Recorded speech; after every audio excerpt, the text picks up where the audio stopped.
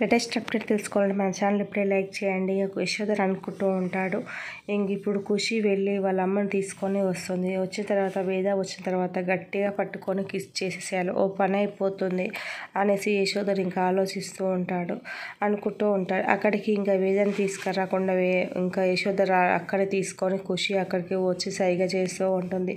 యశోధర్ ఇంక ఇలా అనుకుంటాడు, వేద వచ్చినట్టుంది అనేసి అనుకుంటూ ఉంటాడు. అనుకొని ఇంక ఇటుగా మళ్ళీ చూస్తూ ఉంటే ఖుషి ఇంకా సైగ చేస్తూ ఉంటుంది. ఇదిగో అనేసి అంటూ ఉంటుంది, సైగ చేస్తూ ఉంటుంది. ఏంటి తమ్ముడు పిలిచావా అనేసి అంటూ ఉంటుంది అక్క. అంటూ ఉంటే మన చిన్ననాటి జ్ఞాపకాలు గుర్తుకొచ్చాయి అక్క, నువ్వు నాకు చిన్నగా ఉన్నప్పుడు చాక్లెట్ ఇచ్చి కిస్ పెట్టించుకునేదానివి కదా అనేసి అంటూ ఉంటాడు ఖుషిని చూస్తూ. ఇంకా అయితే అనేసి అంటూ ఉంటుంది, అదే అక్క ఇప్పుడు నువ్వు నాకు చాక్లెట్ ఇవ్వకుండానే నీకు కిస్ పెట్టుకుంటాను అనేసి అంటూ ఉంటాడు. అనేసరికి ఒక్కసారిగా షాక్ అవుతుంది అక్క.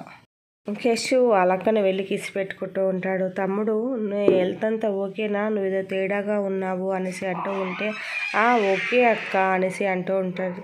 మరి ఎందుకు ఇలా చేస్తున్నావు అనేసి అంటూ ఉంటాడు. అదేమీ లేదు అక్క అనేసి, అక్క నువ్వు ఏదో పనిలో ఉన్నట్టు ఇంకా వెళ్ళు అక్క అనేసి అంటూ ఉంటే అక్కడి నుంచిగా వెళ్ళిపోతూ ఉంటుంది.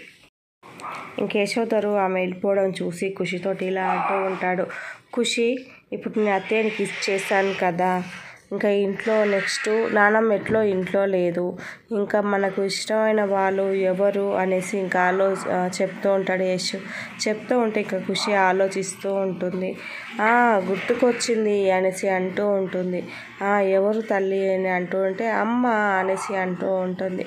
వెళ్ళి అమ్మని తీసుకురా తల్లి అనేసి చెప్తూ ఉంటాడు యశు. ఓకే అనేసి ఖుషి అక్కడి నుంచిగా వెళ్ళిపోతూ ఉంటుంది. తర్వాత ఎవరిని తీసుకొస్తాడు ఏంటి అనేది మన ఛానల్ తప్పకుండా తెలుసుకుందాం. Like, share, subscribe. Thank you for watching.